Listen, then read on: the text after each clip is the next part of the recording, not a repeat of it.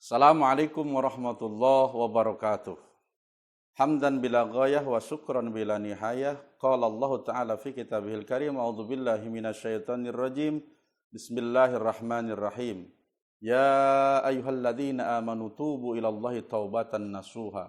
Wa qala Nabi sallallahu alaihi wa alihi wasallam, man salaka tariqan yaltamis fihi ilman sahalallahu lahu tariqan ilal jannah. Amma ba'du. Hadirin kaum muslimin wal muslimat, pemirsa dimanapun berada, pertama-tama marilah kita panjatkan puji syukur kehadirat Allah Subhanahu wa Ta'ala atas semua nikmat yang telah Allah berikan kepada kita dengan ucapan Alhamdulillahirabbil alamin. Salawat teriring salam mudah-mudahan senantiasa tercurahkan, terlimpahkan kepada baginda Rasulullah sallallahu alaihi wasallam, dengan salah satunya caranya adalah dengan memperbanyak baca salawat Allahumma sholli ala sayyidina Muhammad wa ala ali sayyidina Muhammad.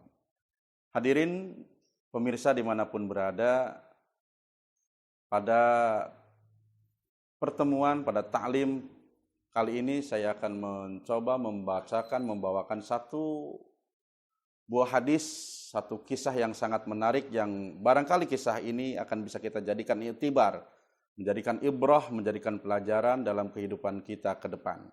Hadis ini cukup panjang dan hadis ini diriwayatkan oleh sahabat Sa'id bin Malik bin Sinan al-Khudri dan diriwayatkan oleh Muslim dalam hadis nomor 953. Rasulullah sallallahu alaihi wasallam bersabda, "Kana fiman qablakum rajulun qatala tis'atan wa tis'ina nafsan." Kata Nabi di hadapan para sahabatnya bahwa ada seseorang sebelum kalian, jauh sebelum kita, ada seorang laki-laki yang pernah membunuh 99 orang. Ini adalah seorang laki-laki bayaran yang kerjanya adalah dia akan membunuh seseorang sesuai dengan pesanan, berapa bayarannya, kapan, di mana. Tak terasa sudah banyak sekali yang dia bunuh. Saat dia sedang merenung di kamarnya, tiba-tiba hidayah masuk ke dalam hatinya, kepada pikirannya. Dia berpikir, sudah begitu banyak dosa yang telah saya lakukan. Begitu banyak orang yang saya bunuh, padahal membunuh satu orang saja dosanya besar sekali. Bagaimana kalau nanti saya mati dalam keadaan saya belum bertobat?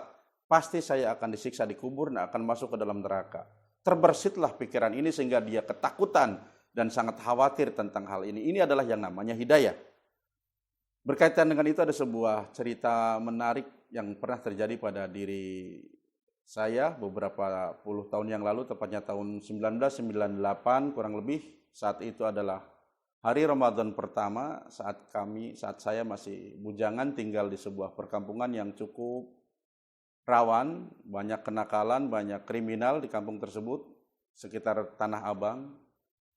Pada hari pertama bulan Ramadan saya diantar sama teman saya, sama orang-orang yang biasa ada di tengah kami untuk mendengarkan atau bersama-sama belajar agama. Salah satunya adalah mengantar kami ke Tanah Abang untuk membeli sesuatu peralatan selama kami nanti tinggal di situ. Di antaranya adalah lemari, plastik, piring, sendok dan sebagainya lah. Ketika sudah selesai belanja, kemudian sudah cukup siang. Kebenaran yang awal saya ini adalah mantan preman yang insaf, yang sudah hijrah, dan saya nggak tahu latar belakang dia karena baru kenal 1-2 hari sebelumnya. Tiba-tiba ketika melihat kerumunan ataupun banyak orang, dan di sekitar itu ada warung makan yang hari pertama masih buka. Tiba-tiba teman saya ini mendekati warung tersebut, saya pikir dia mau makan, ternyata dia emosi, marah dengan yang punya warung. Dia katakan, siapa nih yang punya warung? Hari gini, hari pertama Ramadan, kagak malu buka warung. Padahal ini adalah bulan puasa, tidak menghormati umat Islam. Keluarlah yang punya warung dengan penuh ketakutan. Dan ternyata teman saya ini cukup dikenal di situ, karena dulunya adalah preman yang cukup ditakutin. Maka yang punya warung itu pun mohon maaf atas kejadian itu. Kemudian teman saya ini tetap masih emosi. Dia bilang, kamu ini hari puasa orang Islam, kamu malu dari kampung datang ke sini, bukannya puasa malah menyediakan makanan orang yang tidak berpuasa. Dosa kamu. Wah, luar biasa ini. Yang tadinya preman tiba-tiba marah, yang tadinya nggak pernah puasa di bulan Ramadan tiba-tiba marah kepada orang yang buka warung di bulan Ramadan hari pertama. Maka orang tersebut pun ketakutan dengan teman saya ini. Kemudian teman saya setelah marah-marah, dia masuk ke warung. Sambil dia katakan, es teh manis satu. Wah, dikirain puasa beneran, nggak taunya pesan es teh manis. Begitu saya melihat saya, dia malu, nggak jadi, keluar lagi. Masya Allah. Nah, hadirin Allah Subhanahu wa Ta'ala, ada kalanya manusia ini memang imannya adalah iman lingkungan, imannya adalah karena pengaruh teman. Saat itu mungkin dia nggak kuat berpuasa, tapi karena bareng jalan sama saya seorang ustadz, yang dianggap seorang ustadz, maka dia malu untuk membatalkan puasanya dan nggak jadi keluar lagi. Nah, hadirin Allah Subhanahu wa Ta'ala, kembali kepada hadis ini, bahwa kata Nabi, ada orang sebelum kalian semuanya, seorang yang kerjanya membunuh 99 orang, kata Nabi. Kemudian fasa'al an a'lami ahlil ardi. Ketika hidayah itu masuk, dia ketakutan nanti matinya dalam keadaan su'ul khotimah, dikubur, disiksa, masuk ke dalam neraka. Sudah pasti orang kaya saya, kata dia dalam hatinya, pembunuh pasti masuk neraka. Kemudian dia ketakutan, dia dapat hidayah, kemudian dia bertanya kepada penduduk kampung, an ahlil ardi, kepada penduduk kampung. Dia tanya tentang siapa kira-kira orang yang bisa menunjukkan dia kepada jalan hidayah. Maka dia Allah Subhanahu wa Ta'ala fadalla ala rahibin. Maka orang kampung pun menunjukkan bahwa ada seseorang yang kira-kira bisa menuntun kamu ke jalan hidayah. Ala rahibin, seorang pendeta. Maka mendengar ada seorang yang bisa menunjukkan ataupun menuntun dia untuk sampai kepada jalan hidayah, fa'atau, maka dia mendatangi pendeta yang dimaksud orang-orang kampung tersebut. Faqala, maka dia bertanya kepada pendeta tersebut, innahu qatala tis'atan wa tis'ina nafsan. Dia menceritakan bahwa dia telah membunuh 99 orang. Bagaimana reaksi pendeta tersebut mendengar pengakuan yang jujur dari orang tersebut bahwa dia pernah membunuh 99 orang? Kemudian pendeta tersebut mengatakan, waduh, kamu itu gawat. Jangankan membunuh 99 orang, membunuh satu orang saja hukumannya sangat berat, pasti masuk neraka. Maka sang pembunuh tersebut yang sudah insaf, betul tidak ada jalan bagi saya untuk pintu tobat. Sang pendeta pun mengatakan tidak, kamu berat, terlalu berat dosa kamu. Maka dia penggal langsung orang tersebut, dia bunuh orang tersebut, si pendeta tersebut, maka genaplah 100 orang. Setelah pulang dia mikir, saya kan mau taubat, kenapa saya bunuh orang lagi? Subhanallah. Ini menunjukkan bahwa godaan orang yang mau bertobat kepada Allah itu tidak mudah. Selalu ada rintangan yang sangat besar. Termasuk yang terjadi kepada seorang pembunuh tersebut. Mau taubat, sudah bunuh 99 orang, minta petunjuk, malah dikatakan dia tidak mungkin diampuni oleh Allah Subhanahu wa Ta'ala. Kemudian summa sa'ala an a'lami ahlil ard. Kemudian dia bertanya lagi kepada penduduk kampung. Saya sudah putus asa, saya pengen tobat malah tidak ada pintu tobat katanya. Maka saya sudah bunuh dia. Genaplah 100 orang sudah saya bunuh. Kira-kira ada lagi enggak orang yang bisa menunjukkan kepada saya? Saya sudah putus asa ini. Tolong tunjukkan kepada saya orang yang betul-betul alim, orang yang betul-betul paham agama. Agar bisa menuntun saya ke jalan taubat, kepada pintu kebenaran. Maka dikatakan fadalla ala rajulin alimin. Maka dia ditunjukkan lagi kepada seorang laki-laki yang alim, seorang ustadz, seorang kiai, seorang yang sangat paham dengan ilmu agama. Kemudian orang tersebut berjalan menuju kepada rumah yang dimaksud orang alim tersebut. Faqala, maka dia kembali menceritakan kepada orang alim tersebut. Dia bertanya, dia ceritakan tentang dosanya, tentang pekerjaannya yang telah membunuh 100 orang. Kemudian dia bertanya kepada orang alim tersebut, innahu qatala mi'atan nafsun. Sungguhnya saya telah membunuh 100 orang. Fahal lahu min taubah? Kira-kira saya masih ada pintu tobat enggak buat saya Pak Kiai, Pak Ustadz? Gimana ini, saya udah lelah, saya udah capek. Saya takut mati dalam keadaan su'ul khotimah. Adakah pintu tobat buat saya? Faqala, maka sang alim, seorang ulama tersebut pun menjawab, na'am, ya, ada celah dan pintu tobat buat kamu. Wa may yahulu bainahu wa minat taubat. Siapa juga yang bisa menghalangi antara orang yang pengen bertobat kepada Allah Subhanahu wa taala? Ada kesempatan buat kamu untuk bisa dimaafkan seluruh kesalahanmu. Tapi satu syaratnya. Apapun syaratnya akan saya lakukan, wahai kiai, wahai alim. Yang penting Allah ampuni dosa saya. Kata kiai, kata sang alim, intalik ila ardin kada wa kada. Kamu harus pergi, harus tinggalkan kampung kamu yang penuh dengan maksiat. Kamu jadi pembunuh karena lingkungan kamu pembunuh. Kamu berbuat maksiat setiap hari karena lingkungan kamu memang ahli maksiat. Maka tidak ada cara lain supaya kamu menjadi orang yang baik, menjadi orang yang diampunkan dosanya, kamu harus hijrah. Kamu harus pindah dari kampung kamu. Jangan tetap tinggal di kampung kamu. Harus keluar. Hijrah, intalik. Ila ardin kada wa kada. Dia tunjukkan di sana ada sebuah kampung yang islami. Orang-orangnya baik, ahli masjid, ahli ibadah, ahli taklim, suka bersedekah. Pokoknya orang baik, kamu harus pindah ke sana. Fa inna biha anasan, karena di sana manusianya adalah ya'budunallah. Ya'budunallah taala. Orang-orangnya prakteknya, kegiatannya adalah selalu taat dan menyembah Allah Subhanahu wa taala. Fa'budillah ma'hum.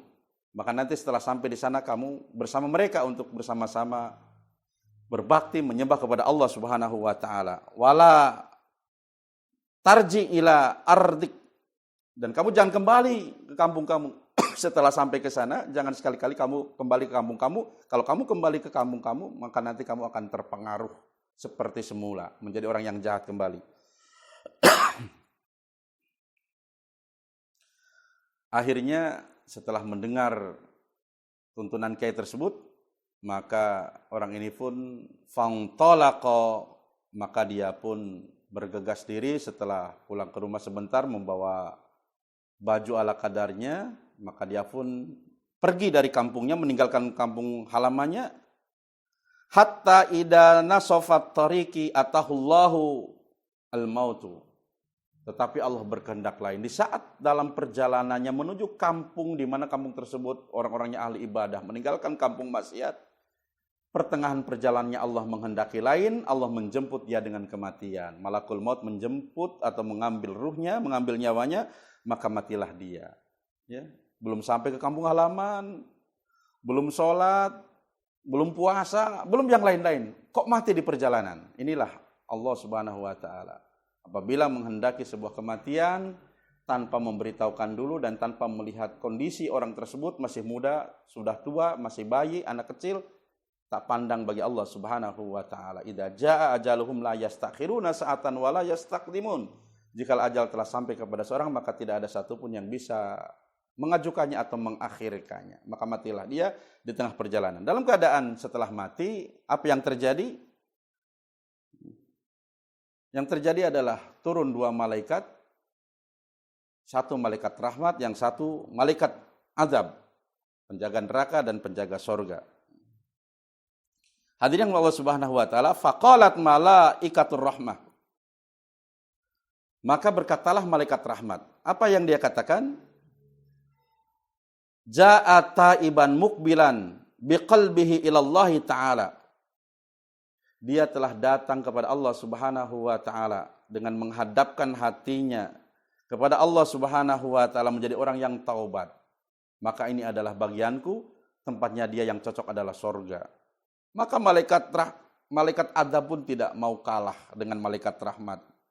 Wa qalat al-malaikatul adab, maka berkatalah malaikat adab, apa yang dia katakan? Innahu lam ya'mal khairun qattun. Kamu ini gimana? Orang ini gak pernah berbuat kebaikan sama sekali, kerjanya membunuh dan membunuh. Kenapa kau tarik ke dalam sorga? Ini adalah bagianku, neraka tempatnya. Sholat belum, puasa belum, kata dia.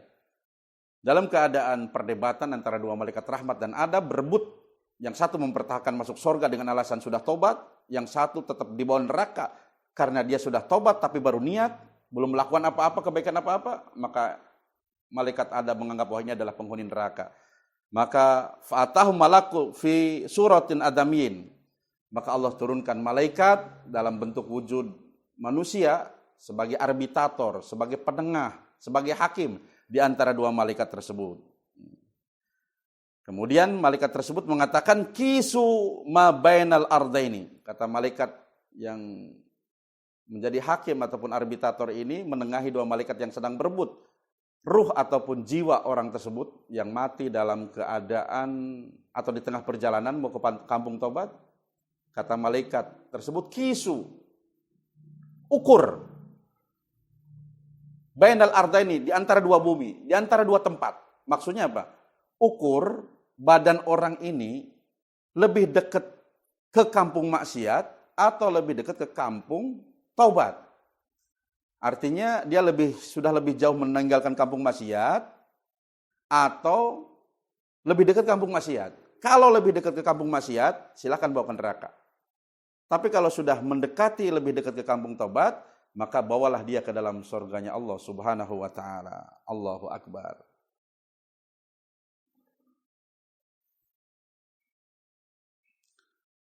Hadirin Allah Subhanahu wa taala, maka setelah diukur, ternyata menurut riwayat hadis ini, orang tersebut lebih dekat ke kampung taubat.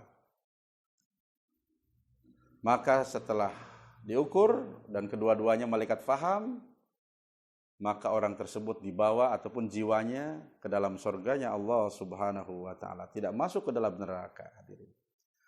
Hadirin yang dimuliakan Allah Subhanahu wa taala, hadis yang cukup panjang ini memberikan satu pelajaran kepada kita sekalian, bahwasanya begitu Maha Rahman, Maha Rahimnya Allah Subhanahu wa taala, Maha kasih sayangnya Allah Subhanahu wa taala kepada makhluknya, manusia yang berlumuran dosa, pembunuh 100 orang, kerjanya membunuh dan membunuh, hampir tidak punya kebaikan.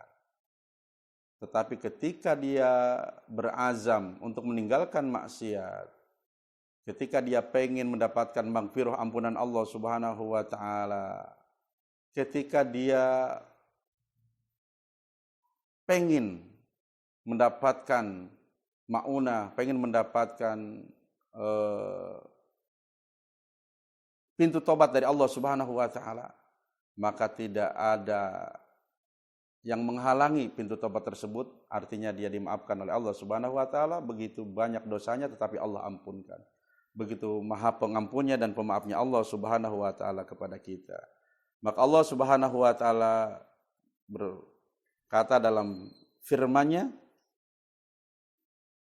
"Wa may yakhruj min baitihi muhajiran ilallahi wa rasulih." Barang siapa berhijrah, barang siapa keluar dari rumahnya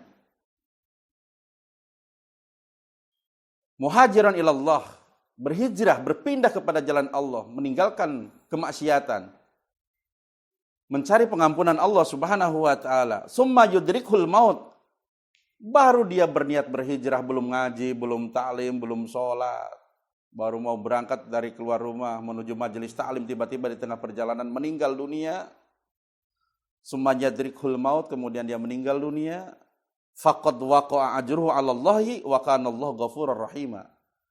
Sungguh pahalanya, sungguh niatnya sudah sampai kepada Allah Subhanahu wa taala. Artinya apa? Baru berniat, baru mau merubah kehidupannya dari negatif kepada positif, pahalanya sudah sampai kepada Allah Subhanahu wa taala. Innallaha yuhibbut tawwabina wa yuhibbul mutatahhirin. Sesungguhnya Allah itu sangat mencintai orang-orang yang bertobat dan sangat mencintai orang-orang yang mensucikan diri. Rasulullah SAW bersabda, "At-taibu minad danbi," orang-orang yang tobat atas semua dosa-dosanya. Kaman la danbalah, seolah-olah orang yang tidak punya dosa sama sekali. Hadirin yang dimuliakan Allah Subhanahu wa taala, apakah di antara Bapak Ibu sekalian yang melihat dan mendengarkan taklim ini ada yang dosanya sebesar orang tadi? Pernah membunuh 100 orang, 10 orang, 1 orang? Saya yakin tidak pernah. Selama ini mungkin di antara kita ada yang berputus asa. Mau taubat tapi ragu-ragu karena apa? Merasa dosanya sangat besar. Mungkin Allah tidak mau mengampuni. Belajar dari cerita ini. Orang yang penuh dengan maksiat seumur hidupnya, bahkan pernah membunuh 100 orang. Ketika dia bertobat kepada Allah, Allah ampuni semua tobatnya. Allah akan mengampuni semua tobat manusia malam yugargir, selagi nafasnya belum sampai kepada tenggorokan, artinya sebelum sakaratul maut. Kata Rasulullah sallallahu alaihi wasallam, barang siapa bertobat pada malam hari sementara siangnya maksiat, maka dosanya akan diampunkan oleh Allah Subhanahu wa taala. Dan barang siapa bertobat di siang hari, malamnya penuh dengan kemaksiatan, Allah akan ampuni dosanya walaupun satu malam itu bermaksiat. Yang penting bertobat kepada Allah Subhanahu wa taala. Pertanyaannya, tobat yang seperti apa yang diampunkan oleh Allah Subhanahu wa taala? Menurut Al-Baghawi, beliau katakan salah satu ataupun ada 4 syarat seseorang tobatnya diterima oleh Allah Subhanahu wa taala, atau syarat tobat nasuha. Yazma'u arba'atu asya. Ada 4 syarat di mana tobat seseorang ini akan dimaafkan ataupun diterima oleh Allah Subhanahu wa taala. Yang pertama adalah al-istighfar bil lisan. Hendaknya kita banyak-banyak beristighfar dengan lisan ini. Basahi mulut ini dengan istighfar. Mohon ampun kepada Allah Subhanahu wa taala. 1 menit maksiat, setelah itu istighfar. Karena apa? Kita banyak istighfar karena hampir hari-hari kita, jam kita penuh salah dan penuh dosa. Maka semakin sering dan semakin banyak istighfar, itu akan menggugurkan dosa yang kita lakukan sebelumnya. Yang kedua, kata Imam Al-Baghawi, yang kedua syarat untuk diterima tobatnya adalah al-iqla bil abdan. Tinggalkan semua perbuatan yang pernah dia lakukan. Maksiat-maksiat yang pernah dia lakukan, tinggalkan totalitas. Jangan sedikit, semuanya tinggalkan. Al-iqla, wajib ditinggalkan. Yang ketiga, wa idmaru tarkil udi, yaitu bertekad untuk tidak kembali melakukan hal yang sama, untuk tidak melakukan kembali kemaksiatan. Jangan melakukan kemaksiatan yang sama sehingga mengundang murkanya Allah Subhanahu wa taala. Sudah, kalau sudah tobat, ya, tinggalkan pekerjaan, jangan kembali kepada pekerjaan dosa tersebut. Dan yang keempat, wa muhajiratun sayyi'il ikhwan. Biasanya kita kalau buat salah, maksiat, buat dosa, biasanya karena kita berteman dengan orang-orang pembuat dosa, lingkungan yang tidak baik. Maka tinggalkan lingkungan yang tidak baik, putus hubungan dengan teman-teman yang biasa ngajak kita ke tempat karaoke, ke tempat judi, ke tempat perzinahan. Putus hubungan. Kalau kita masih menjalin hubungan dengan mereka, kemungkinan besar kita akan kembali ke tempat yang sama dan melakukan hal yang sama. Taubat kita menjadi sia-sia dan tidak berarti. Maka hadirin yang dimuliakan Allah Subhanahu wa taala, di bulan Ramadan. Ramadan artinya adalah pembakaran. Apa yang dibakar? Yang dibakar adalah dosa kita. Buat siapa? Buat orang yang beribadah full, buat orang yang berpuasa, buat orang yang sholat di bulan Ramadan. Kata Rasul, man shoma ramadhana imanan wa ihtisaban ghufira lahu ma taqaddama min dzambi. Barang siapa berpuasa di bulan Ramadan, semua dosanya akan diampunkan oleh Allah Subhanahu wa taala. Di riwayat hadis yang lain dengan redaksi yang berbeda, man qama ramadhana imanan wa ihtisaban ghufira lahu ma taqaddama min dzambi. Barang siapa salat qiyam di bulan Ramadan, maka seluruh dosanya akan diampunkan oleh Allah Subhanahu wa taala. Jangan kita puasa tapi enggak salat. Ini namanya salah kaprah, benar ora lumrah. Banyak sekali saudara kita yang puasa kuat tetapi tidak salat, maka sia-sialah puasa kita. Karena apa? Salat adalah sebuah kewajiban yang sangat dan harus kita laksanakan tentunya 5 waktu kita. Hadirin yang Allah Subhanahu wa taala, pintu tobat terbuka buat siapapun. Buat siapapun, sebesar apapun dosa Anda, sebesar apapun dosa kita, sebanyak apapun kesalahan yang pernah kita buat selama ini, Allah membuka pintu taubat seluas-luasnya, terutama di bulan Ramadan ini. Manfaatkan detik demi detik, menit demi menit, jam demi jam untuk memohon ampun kepada Allah Subhanahu wa taala atas dosa yang pernah kita lakukan di masa lalu, dan tidak ada sedikit pun celah yang kita biarkan untuk kita berbuat dosa, kembali ke tempat yang lalu, ke masa lalu, kepada teman-teman yang telah mewarnai ataupun mempengaruhi kita sehingga kita menjadi orang yang tidak benar selama ini. Maka apabila itu kita bisa laksanakan, insya Allah, Allah Subhanahu wa taala akan menerima taubat kita, istighfar kita di bulan Ramadan ini. Cerita tadi tentang pembunuh 100 orang, sekali lagi mudah-mudahan bisa menginspirasi kita semuanya, bisa mengambil pelajaran dari kisah tadi, bahwa kita tidak boleh menjadi orang yang putus asa.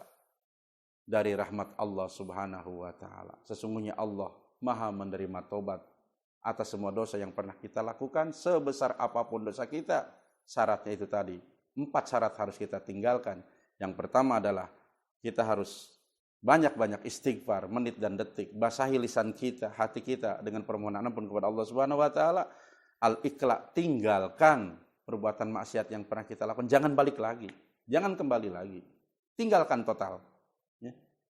Jangan sampai kita bergaul lagi dengan kawan-kawan kita yang selama ini mempengaruhi kita berbuat maksiat dan dosa. Jadikan bulan Ramadan ini momentum buat kita untuk awal kita bangkit, awal kita hijrah dari kemaksiatan, dari dosa yang pernah kita lakukan selama ini. Pasti dan pasti Allah akan memaafkan semua dosa yang pernah kita lakukan. Amin ya rabbal alamin. Mudah-mudahan apa yang saya sampaikan bermanfaat dan berguna buat kita semuanya. Hadanallah wa iyyakum ajmain. Assalamualaikum warahmatullahi wabarakatuh.